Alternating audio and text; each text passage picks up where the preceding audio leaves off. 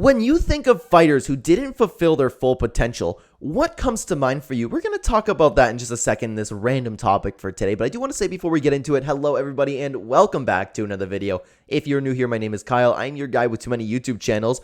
Let's talk about MMA. So the reason that I had the idea for this today is because this was trending on the UFC at Reddit. Like exactly what I said. When you think of fighters who didn't fulfill their potential, who comes to mind? And I wanted to take a few of the top comments and give my own opinions on them afterwards. I'd love to hear from you guys in the comments. Who do you think didn't fulfill their full potential? Excuse me there. The top comment, the very most upvoted one. Somebody once compared Uriah Hall as having the best character in a video game, but the person who presses all of the wrong buttons. And I gotta say, there are very few times where I'm sitting on my phone and I actually chuckle to myself, but that actually made me laugh because that makes so much sense. Uriah Hall, we were all so hyped on him. But then nothing happened. I know he got a little bit spooked after that scary knockout, but still, and he seems like he's a really good guy. I understand. I'm not saying, oh, yeah, he was spooked and then he started becoming a stupid fighter. No, I'm being sincere. Maybe that's what went wrong with him. But the person that presses all the wrong buttons in a video game, it kind of makes sense. But there was another comment. The next most upvoted one was Zabit Magoshabaripov. And man, obviously Zabit I think he wanted to be a doctor. Am I wrong in saying that?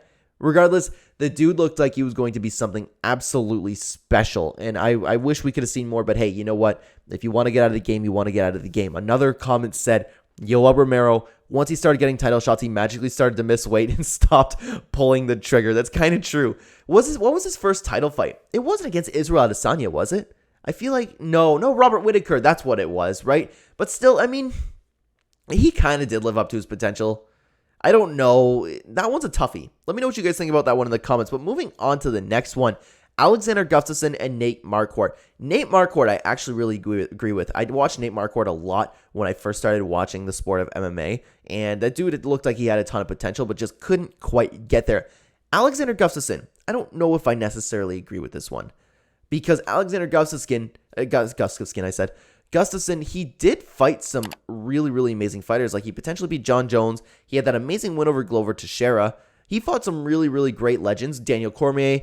I don't know if it wasn't him living up to his potential or just a little bit coming short. I don't know if I agree with that one, but I do agree with Nate Marquardt in that sense. Moving on though, Brandon Thatch. That is a very interesting one because I forgot about Brandon Thatch. And I remember when that dude stormed into the UFC, I was like, oh my God, this guy could be something really, really special.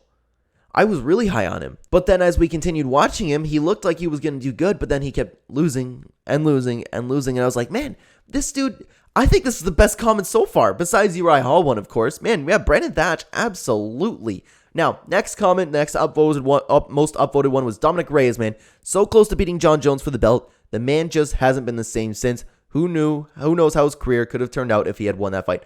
That is so true. Who knows if he would have had to take it on Jiri, suffered that horrible, horrible knockout loss.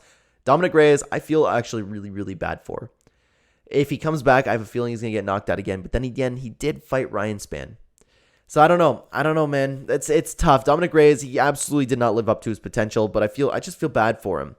Next one, and this is the last one we're going to talk about today. Weirdly, Jon Jones. Hear me out. He is the most dominant champ in the history of the company. No question about it.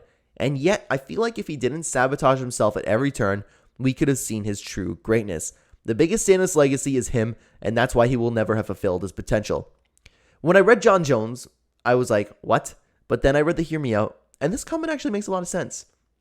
It really does. The biggest stain on his legacy is him, and that's why he never fulfilled his full potential. But then again, Jon Jones is arguably the greatest fighter of all time. I don't think he's the greatest fighter of all time because of PED use, but still. Yeah, I feel like he did live up to his potential, but I completely understand where this comment's coming from. This is where I want to hear from you guys because I believe that's all we have for today, and that is right. That is all the comments that I have gathered for today. The Uriah Hall one I completely agree with, and Alexander Gustafsson specifically. Let me know what you guys think about all of this down below. When you think about a fighter who never lived up to their full potential, who does come to mind for you?